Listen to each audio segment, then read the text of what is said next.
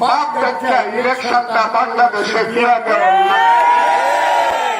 বাপ দেখে লাগবো বাপ দেখে আমি বললাম আমাকে গুলি করে মারবো আমার আল্লাহ আল্লাহ ইচ্ছা করলে আমাকে রক্ষা করতে পারে পারে না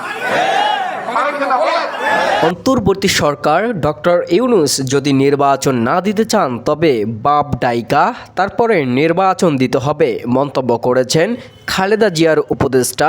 ফজলুর রহমান এবং সাথে সার্জিস হাসানাতকেও কড়া হুঁশিয়ারি দিয়ে তিনি বলেন ছাত্র জনতার অভ্যুত্থানই বরঞ্চ এখানে সকল ছাত্রই ছিল না বরঞ্চ বিএনপির লোক ছিল ৯৫% এবং ডক্টর ইউনূসকেও কড়া হুঁশিয়ারি দিয়ে তিনি বলেন যদি নির্বাচন না দিতে চান আমরা সেরকম ব্যবস্থা নেব এবং সেই ব্যবস্থা নিতে হলে অবশ্যই বাপ ডেকে নির্বাচন দিতেই হবে এবং তিনি এটাও বলেন দেশের ৯৮% মানুষ এখন নির্বাচন নিয়েই ভাবছেন অথচ অধিকাংশ নিউজ মিডিয়াতেই দেখা যায় প্রায় ৬৫ থেকে ৭০% মানুষই নির্বাচন চায় না। তাহলে খালেদা জিয়ার উপদেষ্টা ফজলুর রহমান কিভাবে এত বড় কথা বলেন একজন সরকারি কর্মকর্তাদের? তাহলে কি দেশে আরও একটি গণ অভ্যুত্থান হতে যাচ্ছে?